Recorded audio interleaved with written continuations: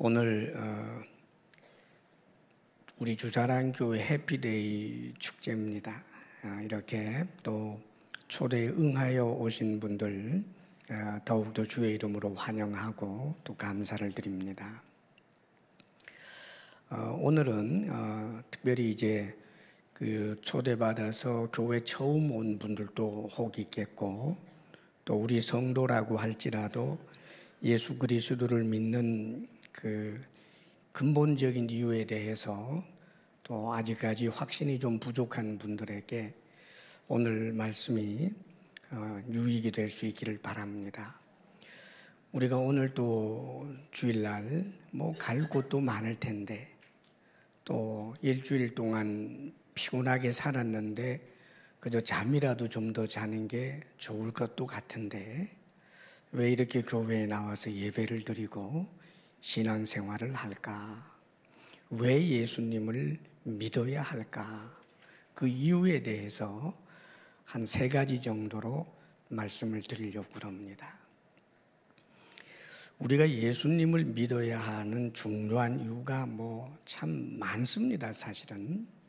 근데 이제 크게 정말 놓치지 않아야 할 것이 있는데, 그 중에 하나가 우리가 예수님을 믿어야 할 이유는 예수님을 믿어야만 하나님께서 동행해 주시는 삶을 살 수 있기 때문입니다. 요즘 동행이라는 말들 꽤 하지 않아요? 인생을 그저 홀로 치열하게 사는 게 아니고 하나님이 동행해 주시고 함께 해 주시면 얼마나 든든하겠습니까? 이 하나님은 천지를 창조하신 능력의 하나님인데 말입니다. 예수님을 믿게 되면 하나님께서는 그를 당신의 자녀로 삼으시고 하나님이 눈동자처럼 지켜보호하시고 동행하십니다. 그래서 우리가 예수님을 믿어야 하는 거예요. 사실 우리가 이 세상에 산다라고 하는 것, 그저 태어나면 저절로 사라지는 게 아니지 않습니까, 여러분? 사실 가장 기본적인 것, 살려면 먹어야 하고 입어야 하고 또 거처도 있어야 하는데, 그것도 그렇게 만만한 게 아니란 말입니다. 그래서 산다는 것을 쉽다고들 생각은 다 못하지요. 정말 그래요. 참 어렵습니다, 여러분. 사실 우리나라에서는 그래도 배가 고파서 굶어 죽는 사람은 지금 현 시대에는 찾아보기가 어렵습니다. 예전에는 우리나라에도 그런 경우가 꽤 있었고요. 그런데 지금 지구촌 전부를 살펴보면 매일 굶어 죽는 사람, 아주 굶어서 죽는 사람이 하루에만 25,000명이라고 통계가 나와 있어요.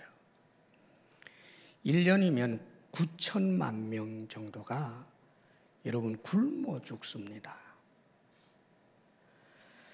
질병으로 죽고 이런 거 말고 먹지 못해서 굶어 죽는 사람이 1년에 9천만. 사실 우리 대한민국은 많은 나라들이 부러워할 정도로 사실 지금 우리가 잘 살고 있습니다.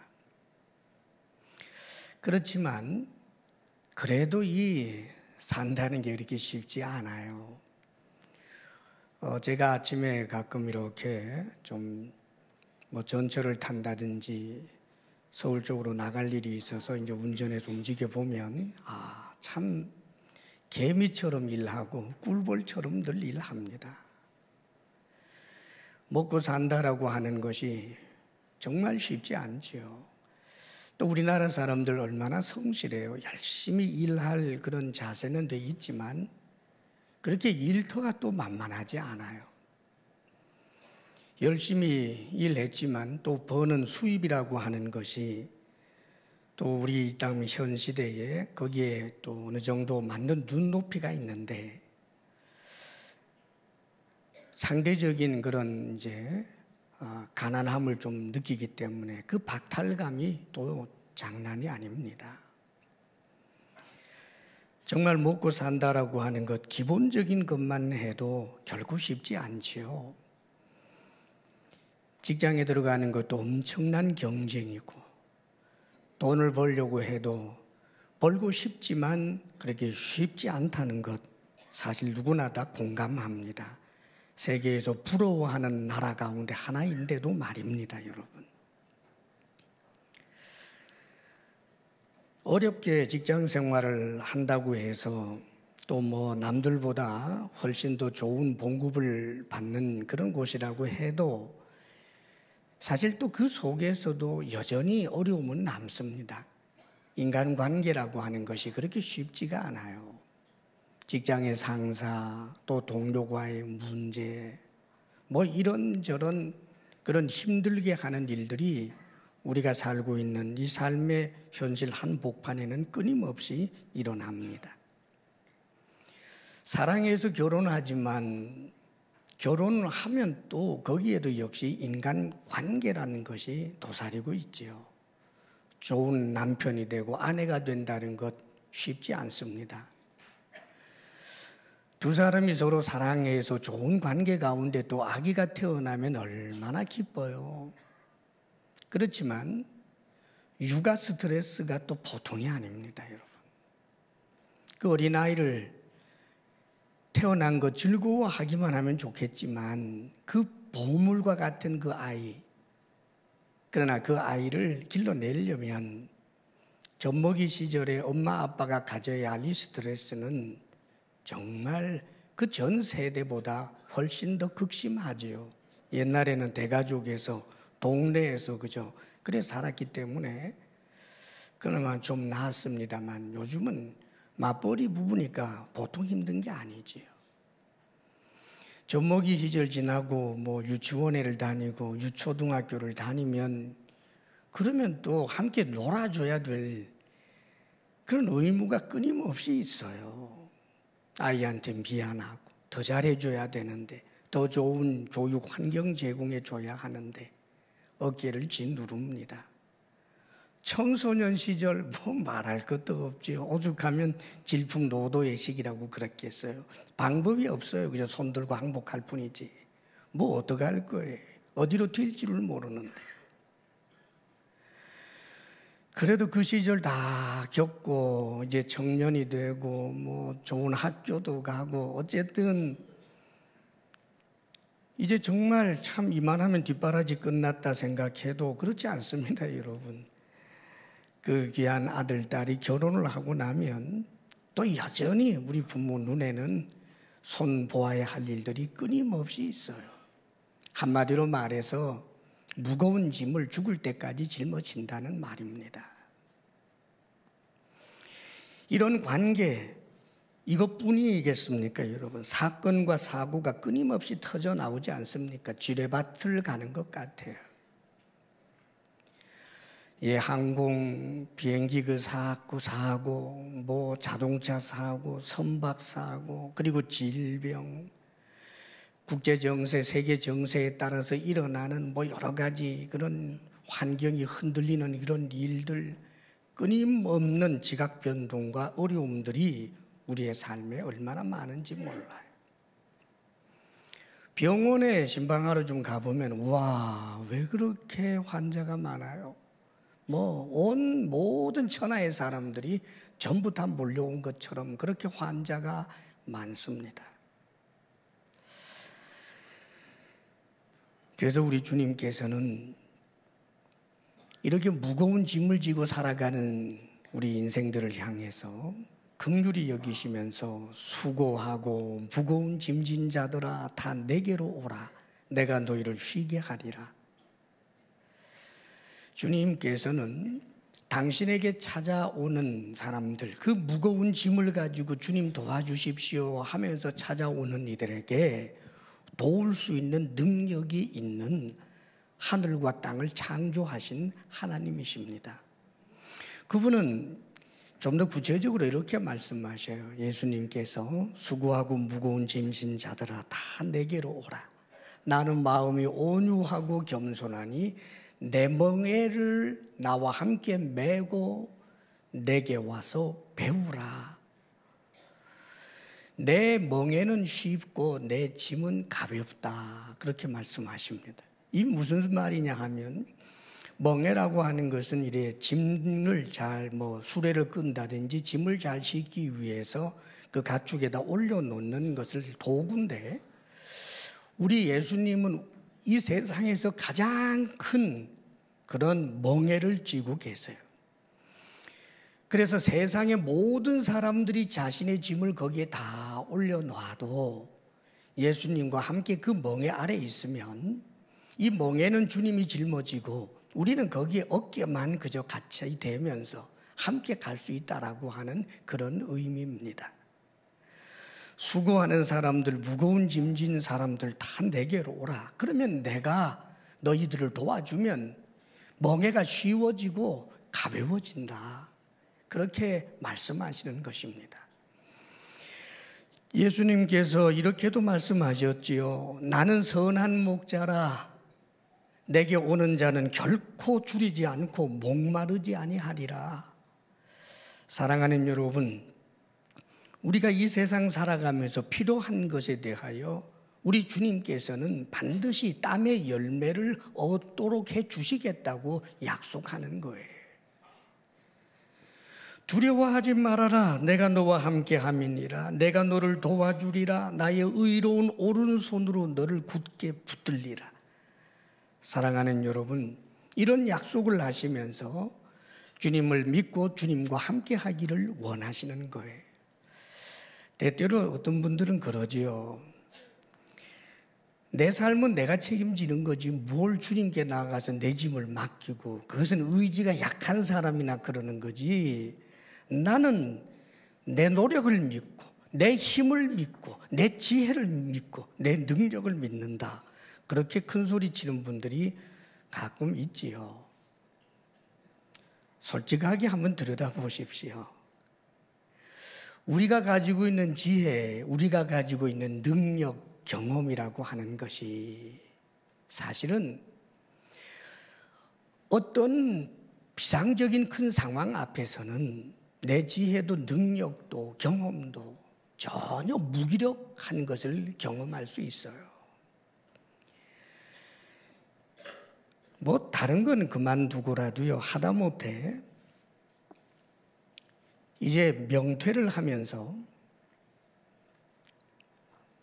직장에서 준 그 퇴직금 그거 좀 이제 선불로 좀 받아가지고 나오면, 야, 이거 음식 장사를 할까?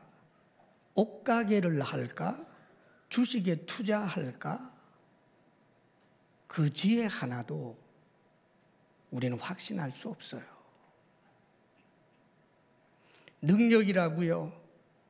예, 사랑하는 아들들, 자녀들이 서로 싸우면, 서로 반목하면 그것 한번 화해시킬 수 있는 능력도 지혜도 우리에게는 없어요. 내 힘으로 산다고요. 내 몸 가장 가운데 있는 심장 뛰는 것 하나도 내 마음대로 못하고, 내 핏줄 속에 기름 끼는 것 하나도 내 마음대로 못합니다, 여러분. 내 힘으로 다 한다고요. 사랑하는 여러분, 지금 사실은 우리가 우리 한국 땅에 살면서 전적으로 내 혼자의 힘으로 사는 게 아닙니다. 알고 보면 나도 모르는 사이에 여기 수많은 세월에 수많은 사람들, 우리 조상들과 현재 주변의 많은 사람들과 함께 이루어낸 여러 가지 좋은 결과들을 우리가 함께 누리는 거지. 개인적으로 아무리 출중하다고 해도 지금 굶어 죽고 있는 저 이리오피아나 아프리카에 가서 살면, 사랑하는 여러분, 그들과 똑같은 환경에서 똑같이 빈털터리로 시작하면 자기는 용 빼는 재주가 있는 줄 압니까? 아무것도 아닙니다, 여러분.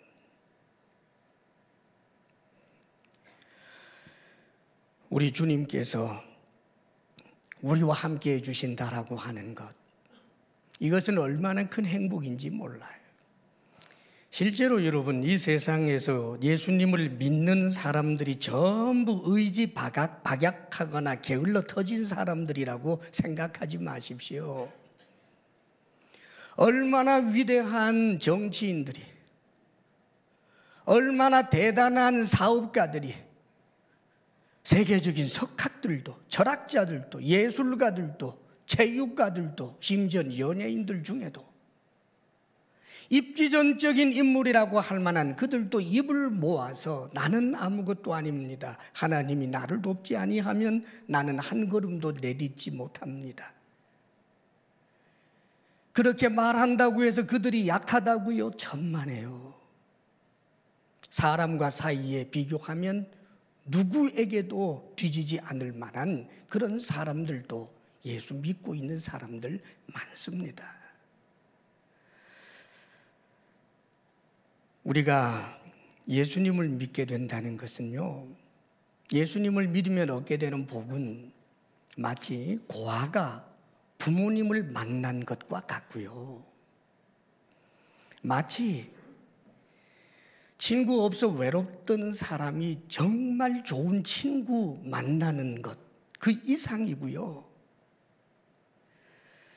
너무너무 나를 사랑해주는 정말 완벽한 애인을 만난 것, 그 이상이 예수 그리스도를 믿으며 하나님과 동행하는 복입니다. 사랑하는 여러분, 예수 그리스도를 믿고 하나님 의지하면 이 세상은 살아볼 만한 멋진 세상이 됩니다. 믿음 가지시기를 주의 이름으로 축원합니다. 아멘. 그리고 또 한 가지는, 두 번째는 왜 예수님을 믿어야 하느냐? 죽음 때문이에요. 죽음. 사람 다 죽잖아요. 그런데 그래서 예수님 믿어야 됩니다. 사실 이 죽음은 인류가 당면하고 있는 가장 강력한 이 실존적인 비참이 죽음입니다. 보통 죽음 그러면 우리가 일반적으로 생각하는 것은 세월이 흐르면 늙고 병들고 언젠가 죽는다. 뭐 많은 경우에 사실 그래요. 그래서 이제 좀 늙어가면 그 20, 30대 청년 시절에 그 힘 얼마나 좋습니까? 지칠 줄 모르고 40대만 돼도 예전 같지 않아. 뭐 이런 소리 합디다. 제 앞에서 말이죠. 예, 40대만 돼도 예전 같지 않아. 그 말 할 만합니다. 뛰면 얼마나 힘든지 100m 잘 못 뛸걸요. 저도 단거리 선수 출신입니다. 이래봬도. 그런데 교회에서 체육대회 할 때 그때 40대 뭐 한 중반이에요. 뭐 내 옛날에 100m 날았잖아요. 가지고 뛰었는데 몸은 먼저 가고 다리는 뒤에 와가지고 넘어졌습니다. 50대가 되면 약간의 늙음을 좀 느낍니다. 아, 내가 좀 늙는구나. 60이 되면요, 아이고 이제 내가 노인이라고 인정해야 되나? 아직은 아닌데 애써봐도 별 수 없습니다. 70, 80 늙어가고 언젠가는 죽지요. 그런데 여러분, 이게 비참인데 전부 이 순서면 좋겠습니다만은 죽음은 언제나 우리 바로 옆에 있어요. 청년들도 죽고 심지어는 어린아이도 죽습니다. 우리가 자동차를 운전하고 달리노라면 죽음이 45cm 정도 옆을 지나 다니더구만요. 정말 아무도 장담하지 못합니다, 여러분. 어떤 병에 걸릴지, 어떤 사고를 당할지 우리는 죽음 안에 놓여 있는 거예요. 사실 사람이 다 죽으니까 그래서 이제는 이 죽는 것에 대해서는 뭐 그것은 죽으니까 그저 죽을 수밖에 없고, 다만 늙어서 너무 비참해지지 않고, 그래서 노후 보장이 좀 되었다가 이제 죽음의 병상에 들었을 때는 지독하게 아픈 일 없이 그저 한 3박 4일 살짝 아프다가 어느 날 자는 듯이 죽었으면 좋겠다. 그렇게 되시기를 축복합니다. 그런데 그 꿈도 쉽지 않다는 거 잘 아시죠? 인간은 참 비참한 존재입니다, 여러분. 돈이 많아도 이거 해결되지 않고, 지혜가 많아도 해결되지 않고, 어떤 능력으로도 이것 해결 안 됩니다. 그래서 요즘은 안락사 얘기하잖아요. 차라리 죽을 권리를 인정해 달라고. 죽음이 좋아서 그러겠어요? 죽음을 받아들인다라고 하는 것은 죽음을 피할 방법이 없으니까, 죽음에서부터 피하려고 몸부림을 치면 칠수록 비참해지고 초라해지니까 차라리 죽는 것 자연스러운 현상으로 받아들이자라고 철학적으로 혹은 지혜적으로 말하기는 하지만, 죽음이 좋은 사람이 어디 있겠습니까, 여러분? 근데 여러분, 우리 주님께서 아주 놀라운 말씀을 하셨어요. 어느 장례식집에 가셨는데 거기 3남매가 살았습니다. 그런데 아직은 이 결혼도 하지 않은 3남매예요. 이 청년 3남매가 서로 의지하고 살았는데 거기 오빠가 결혼도 못하고 죽었어요. 그 누이 동생들이 얼마나 가슴이 아팠겠습니까, 여러분? 사람들 모두 다 참 안 됐다 끌탕을 치고 있는데 거기 예수님이 가시더니 한다는 말씀이, 나는 부활이요 생명이니 나를 믿는 자는 죽어도 살겠고 무릇 살아서 나를 믿는 자는 영원히 살리니 이것을 네가 믿느냐 그러십니다. 그리고는 주님께서 당신이 한 말이 사실이라고 하는 것을 증명해 보이시기 위해서 죽은 사람을 살려내신 내용이 성경에 기록이 되어 있습니다. 이것은 주님이 죽음의 권세를 무찌르시는 유일한 분, 구원의 주님이라는 사실을 가르쳐 주는 거예요. 그리고 당신도 죽으신 다음에 사흘 만에 부활하셨습니다. 그래서 우리가 주일마다 예배 드리는 이유는요, 금요일 날 죽으시고 이제 이 일요일 살아나셨기 때문에, 그래서 주일마다 예배를 드리는 것입니다. 죽음의 권세를 찢어주신 예수님, 예수님을 믿으면 죽음에서부터 벗어날 수 있기 때문입니다. 우리가 무엇을 믿느냐 하면 성경은 이렇게 가르쳐줘요. 우리가 죽음을 벗어난다라고 하는 것은 즉 부활을 말하는데, 나중에 우리가 주님께서 재림하시게 될 때 다시 살아난다는 거예요. 그런데 여러분, 다시 살아날 때의 그 몸이라고 하는 것이 지금처럼 여전히 아프고 고통스럽고 늙고 병든다라고 하면 또 살아날 이유가 뭐가 있겠습니까, 여러분? 다시 살아났더니 15살로 돌아간다. 그래서 또 다시 한번 살다가 다시 8, 90이 돼도 죽는다. 그게 무슨 의미가 있느냐고요. 고린도전서 15장이라고 하는 성경에 보면 죽은 자의 부활도 그와 같으니 썩을 것으로 심고 썩지 아니할 것으로 다시 살아나며 썩을 몸이 썩지 아니할 몸으로 다시 살아난다.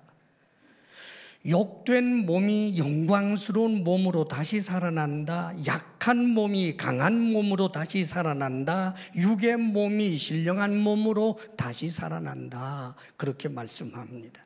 다시 말하면 더 이상 늙거나 병들지 아니하는 몸, 신령한 몸, 참으로 조금도 굴욕이 없는 그런 몸으로 다시 살아난다는 거예요. 그렇기 때문에 여러분, 우리 그리스찬들은 사랑하는 부모님이나 심지어는 사랑하는 정말 지금 죽어서 안 될 너무나 안타까운 어떤 누가 죽었다고 할지라도 우리가 소망을 가지고 있는 것이 있어요. 나중에 나도 죽어서 저 하늘나라에 가서 보게 되는 것도 소망이겠지만 그것보다 더 아주 감격적인 소망이 하나 있어요. 그건 뭐냐 하면 죽은 그가 다시 살아나는 거예요.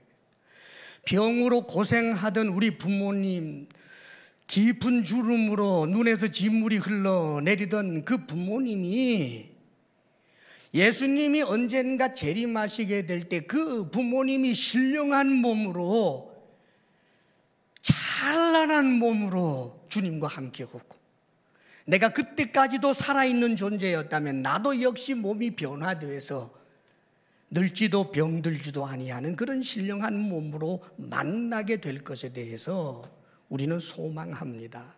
왜냐하면 성경이 그렇게 말씀해 주고 있기 때문입니다. 우리는 죽어요. 그러나 다시 살아요. 다시 살되 신령한 몸으로 다시 살아납니다. 성경은 그것을 우리들에게 말씀해 주고 있다는 말입니다. 죽음에 대해서 철학적으로 말해주는 게 아니에요. 죽음에 대해서 몽롱한 이야기, 윤리적인 차원에서 이야기하는 것이 아닙니다. 말 그대로 죽음의 노예 상태에 있던 우리가 예수 그리스도를 믿음으로 죽음에서부터 완전히 벗어나는 그런 존재가 되는 것, 예수 그리스도를 믿는 자에게 주시는 하나님의 선물인 것입니다. 할렐루야, 할렐루야. 얼마나 감사한지 몰라요. 그 다음에 한 가지 더, 아주 중요한 것이 하나 더 남았어요. 또 한 가지는 우리가 예수님을 믿어야 하는, 이것은 가장 중요한 이유입니다. 죄에 대한 심판이 있기 때문이에요. 예수님을 왜 믿어야 하는가? 성경은 이렇게 말씀합니다. 한 번 죽는 것은 사람에게 정한 것이요, 그 후에는 심판이 있으리니 그러십니다. 죽고 난 다음에 모든 것이 끝났다고 생각을 하지만 끝이 아니고 그가 살아온 삶에 대해서 반드시 심판하신다는 거예요. 사실은 성경은 천국이 있다, 지옥이 있다라고 분명히 말씀해 주고 계십니다. 그리고 하나님은 죄에 대해서 심판하신다고 말씀하시지요. 사실 이 교회 안 다니는 분들도 일반적으로 많은 경우에는 이 지옥 개념이 좀 있어요. 말하자면 정말 그 흉악범들 있잖아요. 너무 짐승 같은, 정말 어떻게 사람이 돼가지고 저런 짓을 했나. 이름을 거론하기 좀 미안합니다만은 유아무개처럼 연쇄살인범, 아무런 이유도 없이 그죠? 부자 노인들 힘 약하니까 그저 죽이고, 연약한 여성들을 성노리게 삼다가 그냥 끊임없이 죽게 된 정말 인면수심의 사람들, 그런 사람을 보면 사람들이 그러지요. 저거 천벌 받아야 된다. 저건 지옥 가야 돼. 저런 사람이 지옥 가야 돼. 착하게 살고 죽어도 그냥 흙으로 돌아가고, 악하게 살고 죽어도 그냥 흙으로 돌아가는 건 있을 수 없다. 정말 사람들 눈에서 피눈물 흘리게 한 사람들은 죽어서라도 반드시 그 죄갚음을 당해야 돼. 보통 사람들도 그 정도는 사실 생각합니다, 여러분. 자, 그런데 그러면 자신이 있어요? 나중에 죽고 난 다음에 하나님이 내 앞에서 내가 살아온 삶에 대해서 만약에 정말 그 법정처럼 그렇게 재판을 하신다면 죄 하나도 없고 천국에 갈 자격이 있는 자다, 그렇게 평가받을 자격이 있느냐고요. 사람들이 흔히 그럽니다. 천국이 있고 지옥이 있는데 그건 잘 모르지만 있다고 해도 내가 이 정도 그냥 이렇게 살았으면 내가 강도짓을 했냐, 도둑질을 했냐, 누구 가슴에다가 대못을 박았냐, 그저 이렇게 살았으면 내가 죽어도 적어도 지옥은 안 갈 거다. 그럽니다. 그런데 그 자신감의 출처가 도대체 어디예요? 사람들이 좋은 대학 가는 거 다 좋아하죠. 그런데 여러분, 좋은 대학 우리 자녀들이 공부 좀 한다고 뭐 스카이니 뭐니 좋은 대학교 조금만 원하면 누구나 들어갈 수 있다. 그렇게 생각하는 사람은 아마 없을 것 같아요. 대기업 뭐 좋은 그런 이제 업체 혹은 뭐 좋은 직장, 엄청나게 연봉도 많고 뭐 꿀보직 뭐 이런데 누구나 원하지요. 그런데 원한다고 다 못 가요. 왜요? 내가 원한다고 가는 게 아니라 뽑아줘야 가지요. 그렇지 않아요? 칼자루는 저기서 쥐고 있는데 뽑아줘야 가지. 그런데 천국은 내가 원하면 갈 수 있다고요. 사랑하는 여러분, 너무너무 착각에 빠집니다. 그러면 하나님은 어떤 사람을 천국 가게 하는가? 한마디로 말하면요, 아예 천사 같아야 돼요. 기준이 하나님은 하나님의 기준에서 원하신다는 말입니다. 하나님과 사람의 이 질적 차이는 우리가 생각하는 것보다 훨씬 커요. 제가 언젠가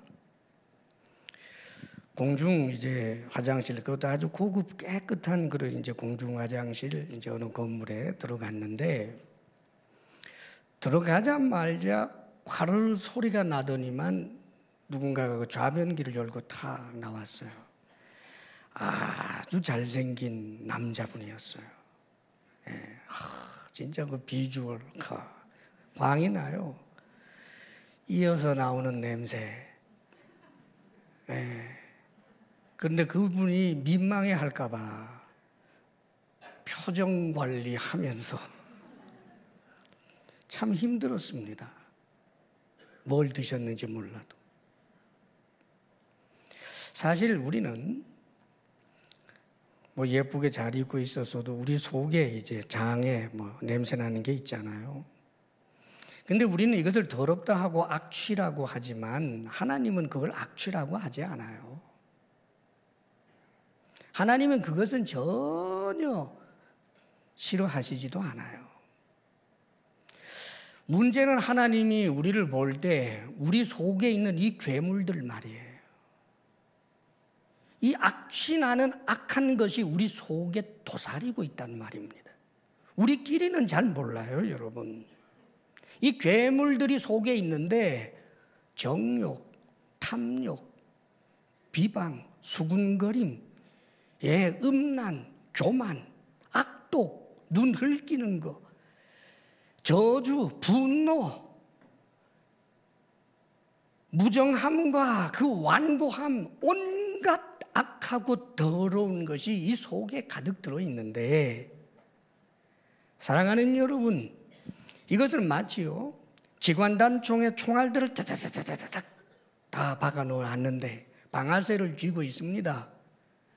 방아쇠를 당기지 않았을 때는 이 기관단총에 볼을 비벼도 상관이 없고 껴안아도 상관이 없고 아무 문제가 없어요. 그러나 당기는 순간 튀어나가는 것처럼 우리 속에 있는 이 악함은 툭 건드리면 올라와요. 하나님이 우리를 죄인으로 보는 것은 우리가 그런 존재이기 때문입니다. 하나님의 눈에는 인간은 의인이 없다, 하나도 없다.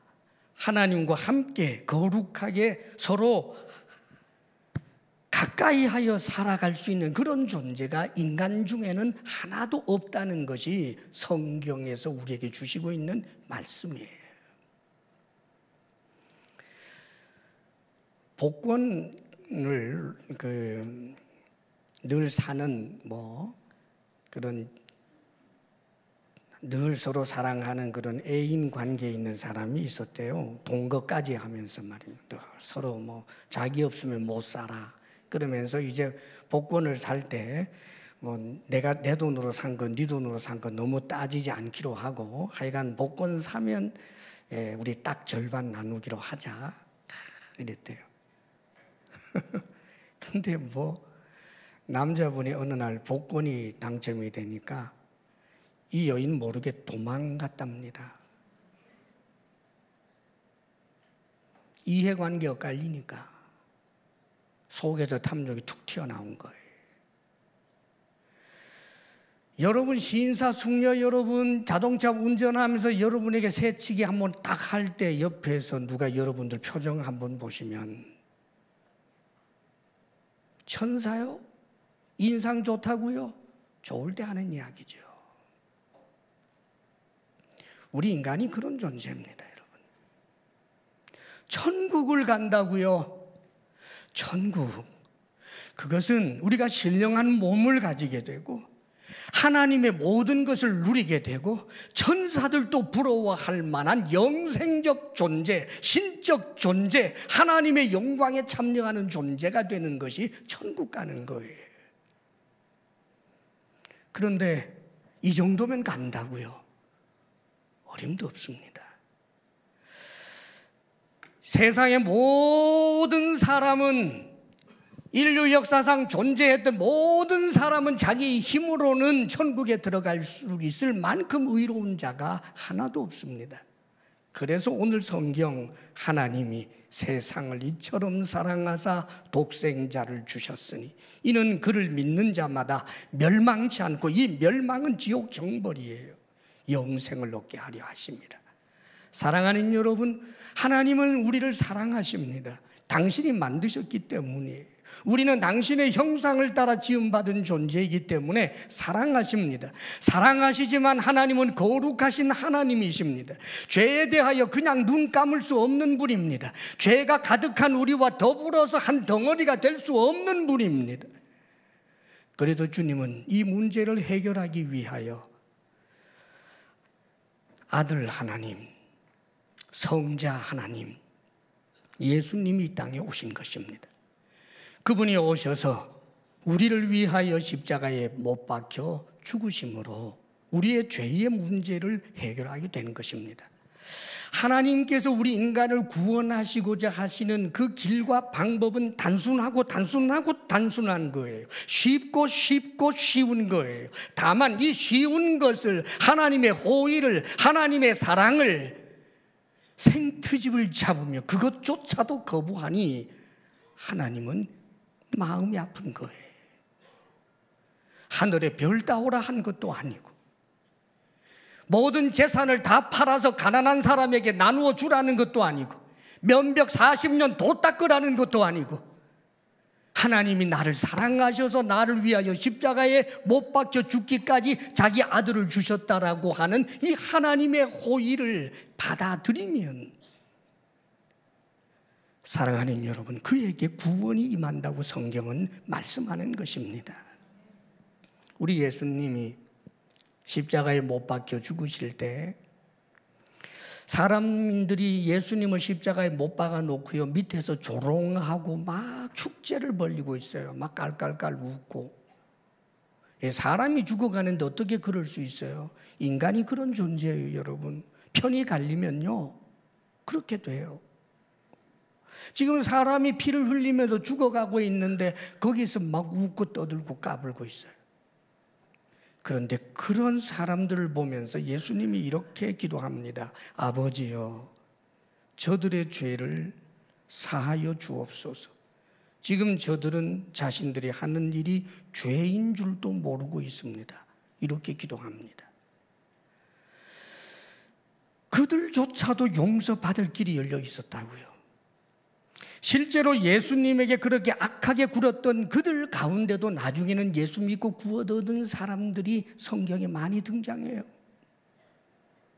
그런 모습을 지켜보고 있었던 한편 강도, 예수님이 십자가에 못 박혀 죽을 때 두 사람의 강도도 같이 죽었거든요.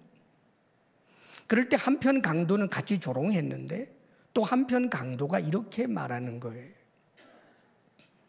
우리가 지금 이렇게 죽는 것은 죄의 결과다. 우리가 못된 짓을 했기 때문에 이렇다. 그러나 이분은 무슨 잘못이 있느냐.